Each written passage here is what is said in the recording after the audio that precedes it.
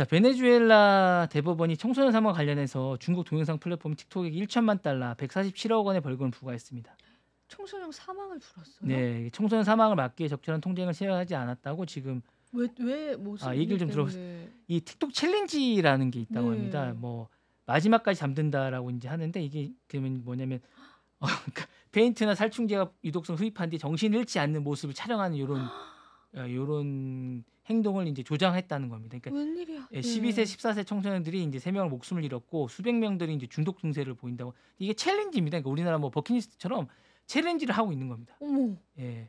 한 장애 소년은 틱톡 챌린지를 하다가 선동에 넘어가서 자신의 몸에 불을 지르는 일까지 일어났다고 합니다. 그러니까 치료를 받고 이제 가해자 2명은 체포되기도 했다고 합니다. 그러니까 이게 뭐 약간 선정적인 장면을 자꾸 찍게 만들고 막 이런 거기 때문에 사실은 이제 요 틱톡의 유해 콘텐츠를 삭제하고 경력한 걸 하는데 이런 것들을 방조하는 게 좀 있다고 합니다. 틱톡에서. 그러니까 사실 이게 진짜요? 삭제하고 뭐 이런 권한을 줘야 되는데 음. 틱톡에 제재한 건 이번이 처음이 아니라고 합니다. 사실은. 그리고 이제 예전에 이탈리아에서도 미성년자 보호 조치를 제대로 하지 않아 틱톡에 144억의 벌금을 부여하고 있는데 사실은 전 세계적으로 틱톡이 이런 것들의 플랫폼을 스크린을 잘 안 하고 있는 걸 좀 유명하긴 합니다. 네. 네, 그래서 이제 벌금을 하고 있는데 이런 틱톡을 지금 저기 누구야? 지금 트럼프 대통령은 또 옹호를 하고 있는, 거니까요. 그러니까 이제 그죠? 로비를 했다는 이유로 지금 그러고 있거든요. 사실은 좀 이래서 좀 문제가 있는 게 아닌가라는 생각이 좀 들고 있습니다.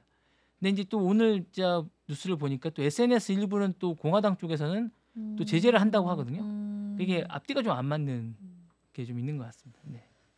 너무 심각한데요. 이제 심각합니다. 사실은 틱톡 이게 틱톡이 사실은 짧은 영상이다 보니까 이렇게 보시면 지금 영상을 잠깐 보시면 아시겠지만 챌린지를 많이 합니다. 틱톡이 사실은 이렇게 틱톡이 보시면 챌린지 영상이 많거든요. 이렇게 보시면 틱톡이 이렇게 챌린지를 많이 합니다. 이렇게 뭔가 짧은 영상이다 보니까 챌린지도 많이 합니다. 릴스나 틱톡 영상들이 릴스라고 짧은 영상들 있지 않습니까? 네. 30초에서 한 1분 정도 그거 되는 많이 영상, 하죠. 많이 네. 하거나 아니면 뭔가 설정을 해서 뭘 하는 게 많이 있습니다. 그러다 보니까 이제 이런 것들이 설정이나 뭔가를 해서 뭔가 조회수를 올리거나 이렇게 뭔가를 하지 않습니까? 좀 전에 보셨던 것처럼 그렇게 하다 보니까 그런 것들이 설정해서 뭔가 위험한 것들을 계속 자극적이고 위험한 것들을 해야지 이렇게 뭔가를 설정을 해서 이렇게 뭔가를 미션을 주고 뭔가를 이런 걸 하거든요. 이게 다 위험합니다, 사실은. 지금 보시는 그러니까요. 거예요. 네. 이런 영상들이 위험하거든요, 사실은. 예, 이런 챌린지 이런 걸 해야 조회수가 많이 나오거든요. 이거 말도 안 되죠. 예, 그러니까 이제 이런 걸 해야지 조회수가 많이 나오니까 사실은 이제 이렇게 보시면 이런 게 위험하지 않습니까? 이런 게. 네, 너무 위험한데요. 예, 위험합니다, 사실 이게. 보기는 재밌고 좋은데 이게 위험합니다, 사실은 다. 예. 뭐 춤추고 이런 것들까지는 좋은데 이런 것들이 극단적으로 가야지 조회수가 많이 나오다 보니까 이제 그런 게 좀 많이 있습니다. 네. 예, 그렇습니다. 네. 그런 게 좀 있네요, 사실은. 네. 네, 다음은 보잉사 얘기 잠깐 해드리겠습니다. 잇따른 사고 여파로 보잉사 주가가 2.3% 하락했습니다. 실내 위기가 좀 있습니다, 사실. 이게 제주항공 여객기 사고가 좀 큰데요. 뉴욕 증시에서 보잉사가 전장 대비 2.31% 하락했습니다. 176.55달러를 기록했는데 장 초반 낙폭은 5.8일까지 확대됐었는데 이제 이후에 약간 회복을 했습니다. 사실 이제 우리나라 사고 여파가 좀 컸습니다. 동시에 미 국가교통안전부도 이제 요거와 관련해서 사고 원인을 규명한 합동조사에 착수했다고 합니다. 보잉사는 이미 올해 초부터 잇따른 사고로 이제 신뢰를 많이 회복 위기를 겪고 있습니다.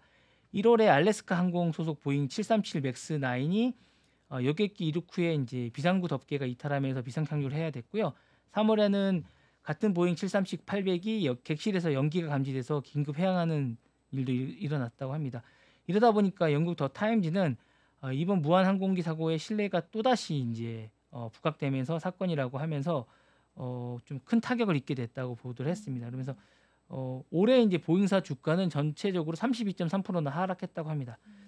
보잉사는 올해 이제 그 전체적으로 이제 파업도 있었고요. 전반적으로 예, 안 좋았습니다. 네. 전반적으로 안 좋아가지고 좀 안 좋은 상황이라고 합니다. 그래서 그러면서 이제 올해 이제 우리나라에 이제 안 좋은 일도 있고 이러면서 이제 전체적으로 이제 신뢰를 어떻게 극복하게 될지 그리고 이제 신뢰 위기를 어떻게 더 악화시키는 데 되면서 이제 많이 이제 위기가 이제 심화되고 있는 이런 상황이 되고 있습니다. 네.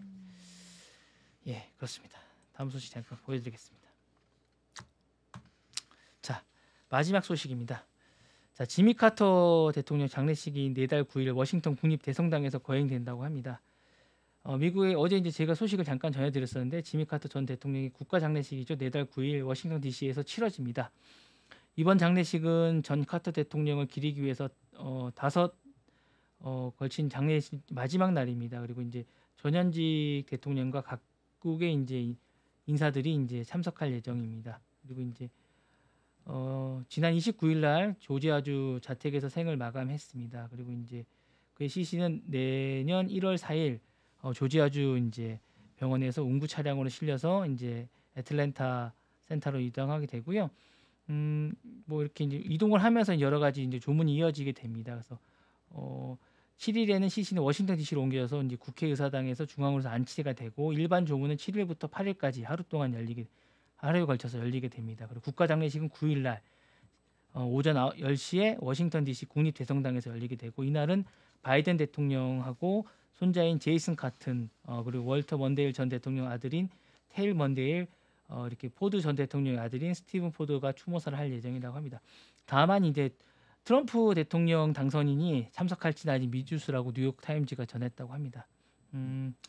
그리고 이제 장례식 이후에는 카터 전 대통령의 시신은 군용기로 고향인 플레인스로 운구돼 최종 안장될 예정이라고 합니다. 그래서 이제 여러 가지로 이제 얘기할 예정이라고 하고요. 여러 가지로 지금 이제 뭐 기념품이나 이제 여러 가지로 이제 추모 행사들이 계속 열리고 있다고 합니다. 그리고 이제 많은 분들이 이제 추모를 기린다고 하고 있고요. 이렇게 이제 뭐 고향에서는 여러 가지 일들이 계속 이렇게 하고 있다고 합니다. 예. 이렇게 되고 있습니다. 네, 제가 전한 소식은 여기까지입니다. 네, 지미 카터 전 대통령의 장례식까지 살펴봤습니다. 지금 바로 구독을 눌러보세요. 실시간 경제 뉴스, 투자 전문가들의 다양한 시황과 정확한